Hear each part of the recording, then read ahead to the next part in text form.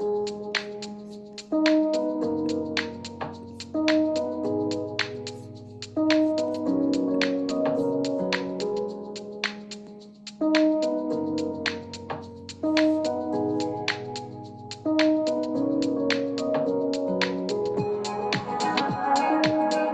everyone, this is Başak, yoga therapist and teacher and an engineer.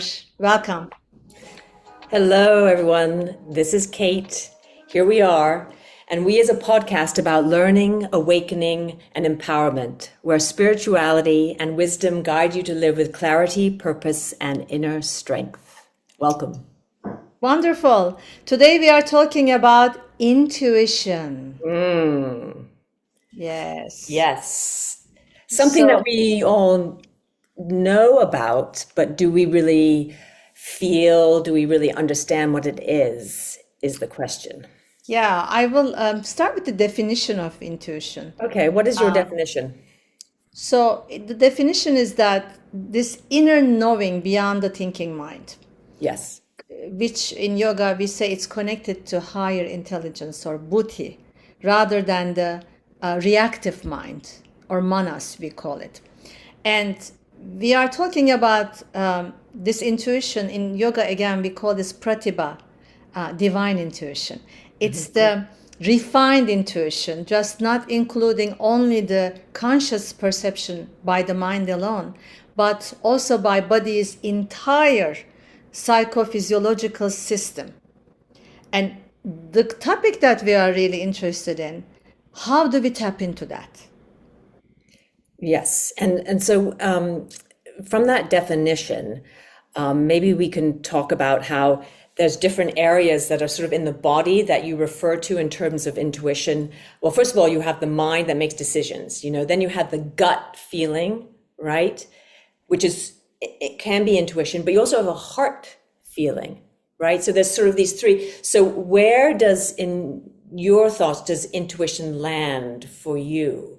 Do you have So an this answer is to that? great. Like that's what you said is totally true. So there are three brains, which you beautifully explained: head brain, heart brain, and a gut brain. And head brain is really thinking brain. Heart brain is the feeling brain, and the gut brain is the knowing brain. We call it. And then it's interesting because from the heart has this all these sensory neurons constantly feeding information into the brain, and then brain responds to those informations. Those are related to emotional processing, about perception, about attention, memory, problem solving. Right. And then we can measure the heart rate variability from yoga therapy, as you know, Yes. Yes. because it determines the coherence of the nervous system, which we call the heart because of this, like center of our soul or our inner voice or our intuition. But then there is the gut brain. And in Yes. the gut brain, there is again this communication of the microbiomes with the brain Yes. and how you feel emotionally, physically. Your serotonin and dopamine comes from your gut, Yes. about 90% of that. So that's why that people call, oh, you are what you eat, Yes. because what you put it into your gut is actually affecting through the brain thoughts and feelings, emotions, right? So the alignment of these three brains creates a healthy body mind system. And from the definition again, we cannot really tap into intuition unless first we have this clarity, this alignment between these two brains. Between these three brains. Three brains, Yes. yes. Yes. Yeah. So to make it a little bit personal, I mean, it's very interesting. So for you, do you remember? And it may have been you had a lot of intuition when you were younger, and then you maybe lost it and you got it back. Do you remember a time when you started to listen to your intuition? Do you have a moment or a time or a story about that? Well, for any human beings from the third semester in the mother's womb to about the age of 7, where there is this incredible openness, and because the external input is not that effective yet. So I remember when I was a child, very young, I was very intuitive. And when, like, in Turkey, there is this tradition of reading the coffee cups. Yes. And as a young child, I would read coffee cups because I was very visual always. I had that very creative brain. And I would see things. And I also was a storyteller. I love, putting on shows, and I love acting, and I love seeing things and making stories about things a lot. So yes, from an early age, I did feel that. But I feel that, all of that kind of gets pushed down Yes. because of all the obstacles to this intuitive listening. Right. Right. Because we're For all not of us. taught to depend on it. We're taught to depend on our analytical brain, right? When we get to school. Yeah. Yeah. So I recall when I started to get more into yoga, reading things about, listening to yourself. This is at the very beginning. I was like, well, I listen to myself all the time. My brain is going all the time. And then they would say, no, listen to yourself, and I was like, what are they talking about? And it took a while to sort of get quiet enough in my practice and everything to start to really listen and trust. I mean, listening is the first step, and then trusting your intuition is the next step, right? Yeah, I mean, because there is constant, overstimulation of the brain, and we are constantly in social media, and we are constantly filling moments also with pressure of expectations or shoulds. And I should do this, I should do that, I shouldn't be not doing anything, or I should fill my time with something, or this is what is expected of me. But are those shoulds are aligning with your nature? Do you really allow your nature to be present in all of this, or are you just working with this conditioned mind based on all the input that you receive from a very early age on, after especially 7 years old and earlier, of course, Yeah. with all these trainings, which creates the subconscious mind? The study shows that 90% of our thoughts are coming from this conditioned space, subconscious thoughts. Only 5% of our thoughts are unique, creative thoughts from a conscious self. So, in order to activate our intuitive powers, we need to first activate that 5% to override some of that conditioned part of our mind. And one of the tools to do that, well, there's many tools, but we talked about alignment of all these different brains. Right, right. So meditation practices or slow practices really gives you time and space to start that alignment. Right, right.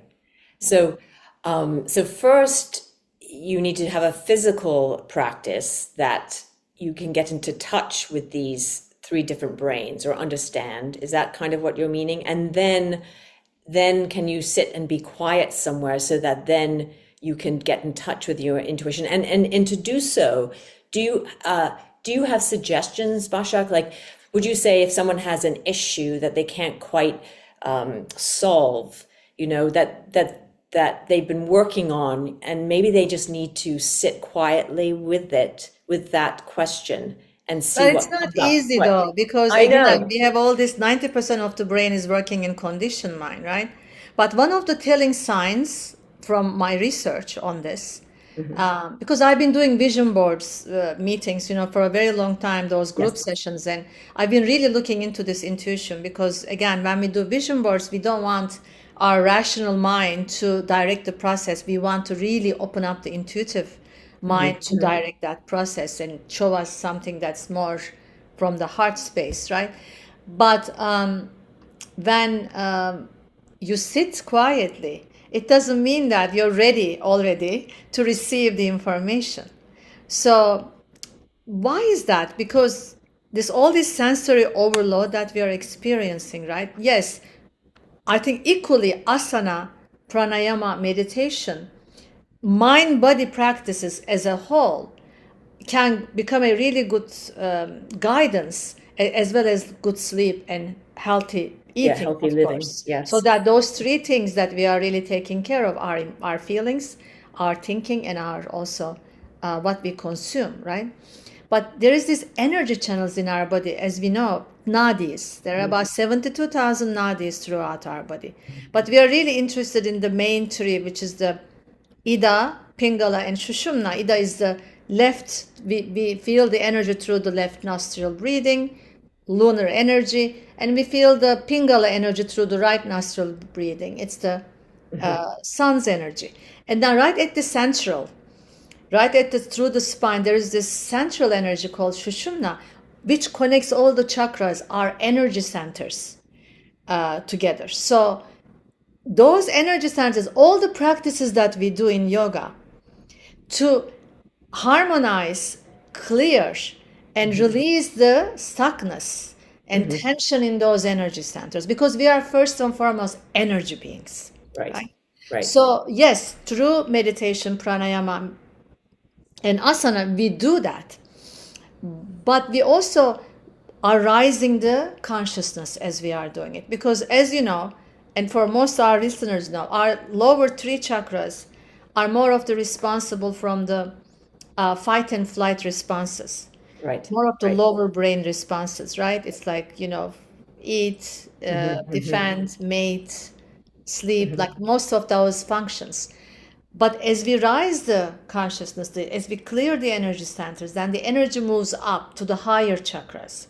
Right. And it comes to our heart chakra, which is about this compassion, love, expansion that we experience. And then to the throat chakra, where we freely express ourselves, right? We open ourselves to who we really are. And then the third chakra, which is intuition, third eye, we call it. Right. And of course, finally, the higher chakra, highest chakra, Sahasrara, where we open to divine. Yes. We really open all our energies. So the psychic awareness really lives in these last two chakras, the Agnya chakra or Ajna chakra and the Sahasrara chakra. Yeah. Yeah. And there's also the glands that are connected to those that lives in the brain, that is the pineal and pituitary gland. Yeah. One is in the center of the brain, one is center of the eyebrows. Those glands are all communicating together with these two chakras to open the sensory perception, to really be able to use our senses in the direction of finding that more intuitive information. Yeah. I know it sounds a little too yogish, but No. It's good. I'm just thinking that, I mean, these are what the practices we do are, of course, to open this connection and to have this so that you can live your life in this connected way. But for someone who, or if you're not quite there doing all those practices, and you, even if you are, do you think, I mean, I say this because I feel like it's happened to me, and it's happened, sometimes you're just sitting there and you've been worried about something, and then you let it go, and the answer just drops in, like that is sort of, and you haven't maybe done any practices or whatever, but you've just sort of let it go. And so that always gives me hope that, okay, that does exist. Like I will continue to do the practices and continue working and make sort of fine tune. Like I feel like I'm a tuning fork, right? Where we're making us so that we pick up on everything we can in the universe. But, do you think that there's something about just letting go as well? oh my God, yes. Okay. Like in Bhagavad Talk Gita, about that. right? It talks about that a lot. Letting go of an expectation of an outcome. Yeah. Because again, the question comes, where is this expectation coming from? Is it Right. from the conditioned mind?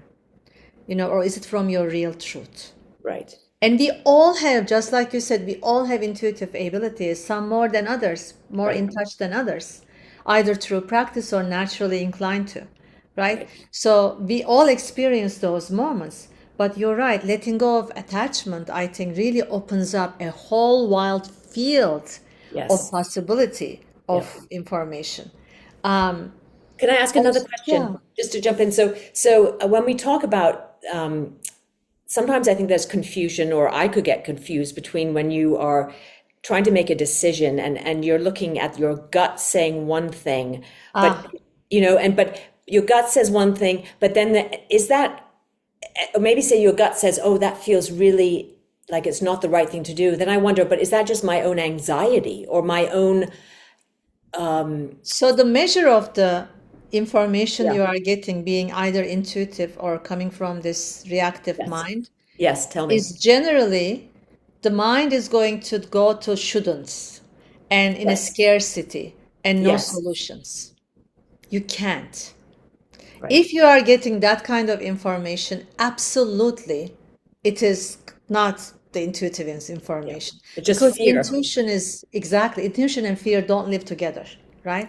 Intuition is connected to your essence, so which is much more expansive, full of possibility, as we know, full of wisdom. Right. So if you are coming up with ideas that are seems to be, even though little fearful, but possible, and the solutions are there, then something to listen to.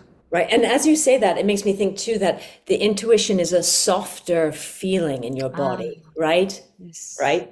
Rather than a tight and kind of thing. So if you can tap into that, maybe you can feel your way into it. Yeah. Yeah. And Yeah. there are a lot of practices in yoga. Meditation is one. Also sleep practices, right? Yoga nidra, psychic Yes. sleep, right? Yes. Yes. Because, through sleep, we go to brainwaves go to 5 different stages, right? First, we have the awake state, beta state, then it goes to alpha state, which is more of that intuition starts to kick in, where body is extremely relaxed. See, that's the one first aspect of tapping into that intuitive listening is relaxed state of body, Yes. Yes. right? When body is in tension, in action, no, you need a quiet moment and quiet body to tap into that state. So that alpha state between sleep and awake state is a great state.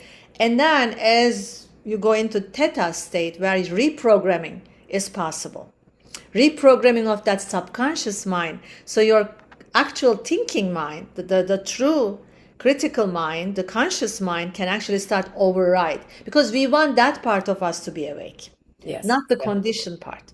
Yes. And then the delta state is the full sleep state, paralyzing the body. And then, there's the kind of the most slowest state of brain waves. Yeah.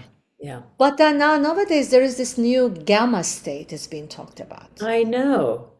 Where right? does that fit in? Yeah, I looked into that. It's Did just you? It's confusing me. I Yes. know it is the very alert states of this higher consciousness, peak performance, or high level of this cognitive functioning state, where intuition and senses awakened even more fully. Ah, So, having said interesting. that, what we are getting from this is sleep is really important. So important. Rest is so important for you to really connect to your intuition. Yeah. Yeah. If you are tired, Yeah. Yeah. yeah.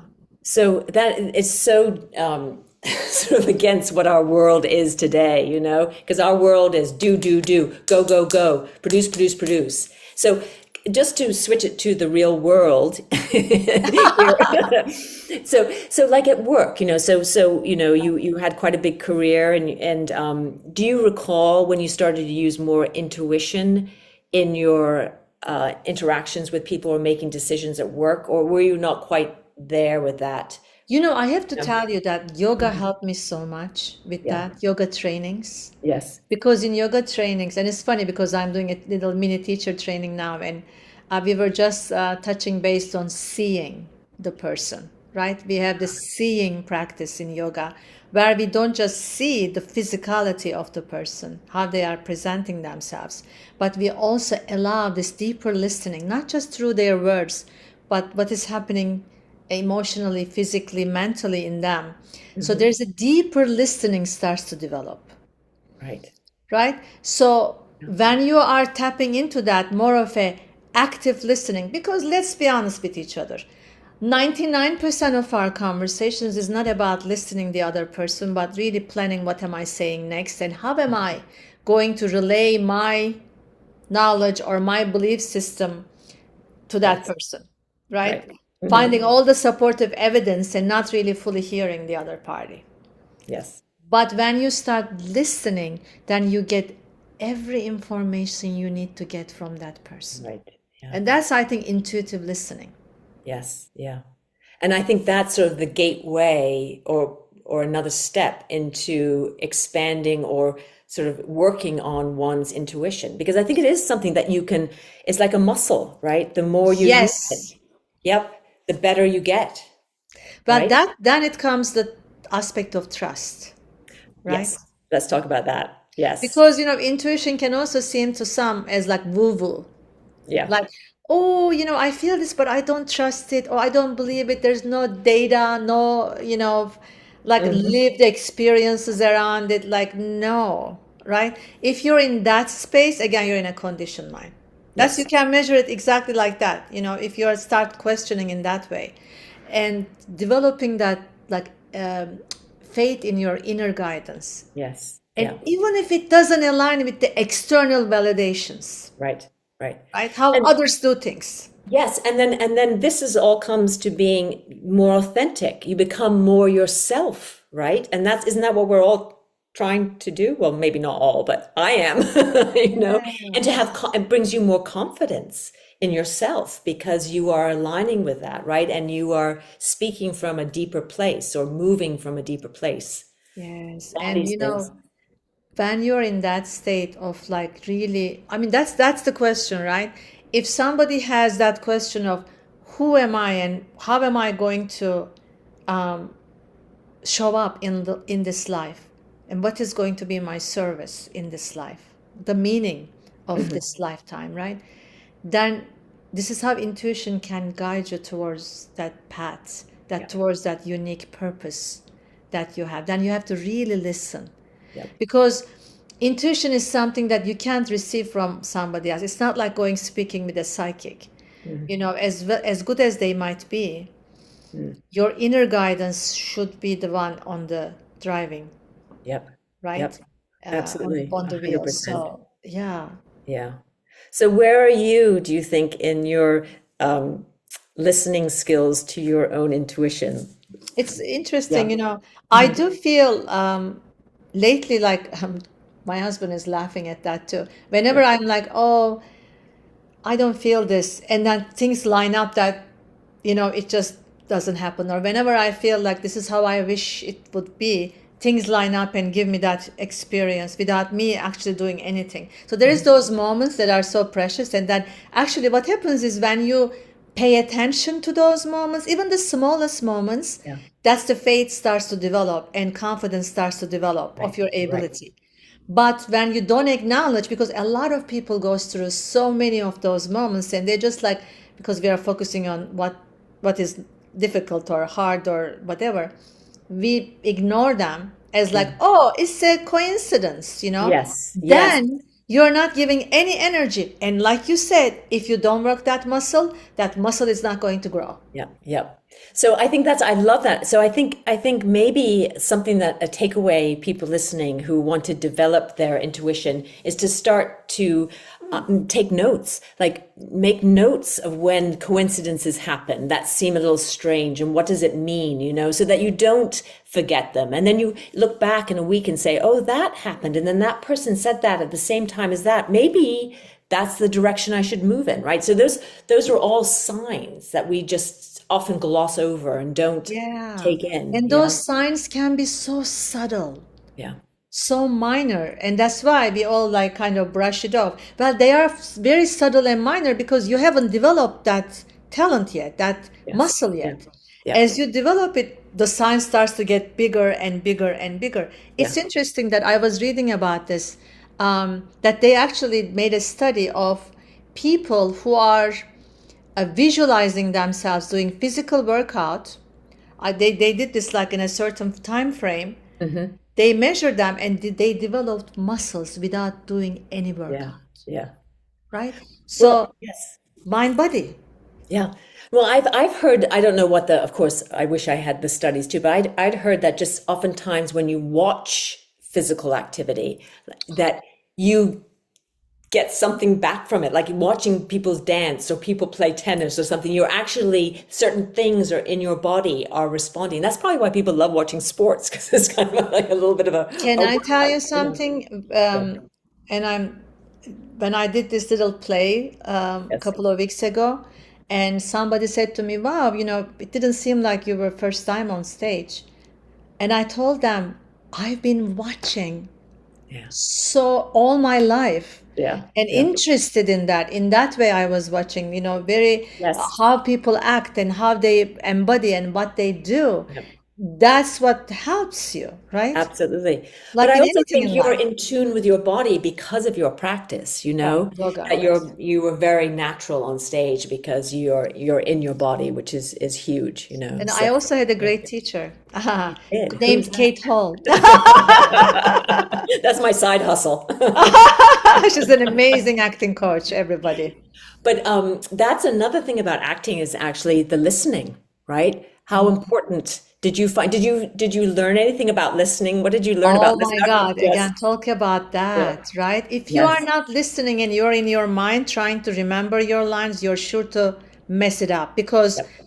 if you don't get the cue, the right cue, you are lost on stage, You're right? totally lost. So, but Yeah. if you listen the person, knowing the conversation, you can react to that conversation, even Absolutely. if it's not exactly, which I guess you develop more and more to be on script, Yes. but at Yeah. least you are not, completely lost. Right. Right. And out of character and some. Yeah. And Exactly. actually, in listening, more funny things come up or more natural things come up. You become more natural because you're having a Totally. conversation with somebody. Yeah. Beautiful. Beautiful. All right. This is now a discussion about acting. But let's talk about the practical tools. We have 5 minutes Okay. to deepen the intuition. Okay. You So started talking about that. I did. Oh, so yeah. So what do we do to develop our intuition? Well, we've talked about sitting down, meditating, taking time and space for yourself, quiet time to let things come in and really try to do that. I mean, really try to not it's very hard to say that. Well, I want to Yeah. interject on that. Yes, I want please. to also put a timing on that. Yes. At nighttime, when you are preparing for sleep, and in the morning, first when you wake up. Perfect. Why? Because if you are scrolling on your phone, which most people are doing before they go to sleep, they even sleep with the phone right next to their head, which all those electromagnetic field is like kind of really interfering Bombarding with you. your Yeah. inner magnetic field. Like it's so, like again, more subconscious things coming up and filling your mind. Please leave your phones out of your bedroom and shut them off, Yeah. please. And first thing in the morning, because when you get up and you're starting, almost like restarting a machine, right? Like you want to not have all this excess stuff in it. You want it to be a clean slate. But when you open your phone first thing in the morning, you're not allowing that space to come in. Yeah. So meditating or taking some silent time at night and in the morning is just so helpful for Yes. intuition. And then, which I already mentioned, is taking notes. Taking notes about when coincidences happen, when you're having strong feeling about something for or against. So you can start to see patterns and you can start to maybe go, oh, yes, this is where I'm heading in this, or this is when I was very open, or, I just think sort of starting, it's just about getting to know yourself and how you react to situations. Totally. Yeah. And I will add on that again for the journaling. You Yes. said in taking notes, Yes. journaling is so helpful. And especially if you journal about these open-ended questions Yes. Yeah. without, again, expectation of a certain outcome, Yeah. you would be surprised what comes. Yeah. Yeah. And then, okay, trust it. Right. Right. Yeah. Yes. And And don't so, read it with critical mind, just trust it. yes. And if you're afraid to, you can always do it on small things. You can be Yeah. yeah, play around with your intuition on things that are not like life-changing things. I'm going to move to a different country, but small things, and see how, because then the more you do it with small things, you're like, oh yeah, that was the right thing to do. I should have made rice for dinner. It was perfect, something You know, simple it's so like that. interesting. You said Yeah. that. I'm gonna get a little bit off topic, but I Sure. was working with someone early in my career, and this young woman, wonderful woman, she wanted to make a overseas move. Yeah. And that was so challenging for her. She was in fear of that, and you know she wanted to work with me on that aspect, but it always came up in every session of her fears and doubts and worries and all that. And every session, all I did was to remind her that she made that decision. Nobody forced her to. She doesn't need to, but Yeah. she had this desire. So let's focus on the desire and why you had that desire rather than all the obstacles. And she Right. made a successful move. And she actually was so sweet, contacted me a couple of years later to thank me about the journey. Oh, yeah. All I did was to really listen to her and just listen from a point of listening her intuition, Yes. right? Yes. And Yes. pointing that rather Right. than the all the conditioning that she has. Right. Well, that's another thing. I mean, if you have a good friend that you do share these things, can be very useful, because they can say to you, well, you've been saying that for years, Kate, you've been really, so are you really interested in doing that, or what, or what stop, it's really interesting to talk to friends about that. So, but I Yeah, and also thought supportive friends, right? friends are good. And then what about dream work? I thought that dream work is something else that can help you develop Yeah, your paying intuition. attention to your dreams, that Yep, really expands your intuition because totally. dreams have so many messages and Yep. life-changing informations. And if you can work with somebody who knows what they are doing and do dream work, that's extremely helpful. We talked about dreams in one of our episodes, and We that's did. actually Yeah. one of the most listened episodes. So we need to maybe go back and visit I and think we open up do. more. I know, because there's Yeah. so much to delve into with dreams, and it's so interesting for people. It's such an incredible world to get into. So, And yes, then I would also say, we talked about shoulds, don't live in should world. should You know, world, yes. you shouldn't should anything, right? Don't should You anything. shouldn't should You anything. shouldn't should anything. Yeah. But like just to check in with yourself, like, does this feel in my body expansive or contracting, Beautiful. right? Beautiful. That's just the perfect way. Does this feel like freedom or imprisoning? Does this feel big? Yeah, all that is just beautiful. That can Yep. apply to any situation in Yep. life, really. Yeah. Yep. Absolutely. Yeah. And the last thing I would say, time in nature. We said that last week. Yes. Spend time in nature. Connect. That's how Yes. you connect to your Yep. truest, most purest essence. Yep. Get Yep. out of the mind. Get into your Yes. heart and your gut. Yes. Yep. And Get treat out. yourself well. Eat well. Sleep well. Yes, yes. And Right? all these things make you a more well-tuned individual and open to receive. Yeah, Yeah, exactly. So that's the spiel today. that's the spiel. That's the spiel for today. Intuition. So if you have been listening to this and you have any stories about following your intuition, please email us or text us We'd love to and let hear. us know. Yeah, yeah. All right, my All dear. right. Thank you so much. Thank you so much. Another interesting conversation, and I'm going to Yes. go and be very intuitive now over dinner. Have a beautiful time, and everybody for listening. Thank you so much, and we'd like to hear from you. Just Absolutely. like Kate said, please write us, call us, let us know what you wish for us to talk about next. Next week we have a very interesting guest, so Yes. um, we'll have you guessing. Yes. Yes. Bye now. Bye.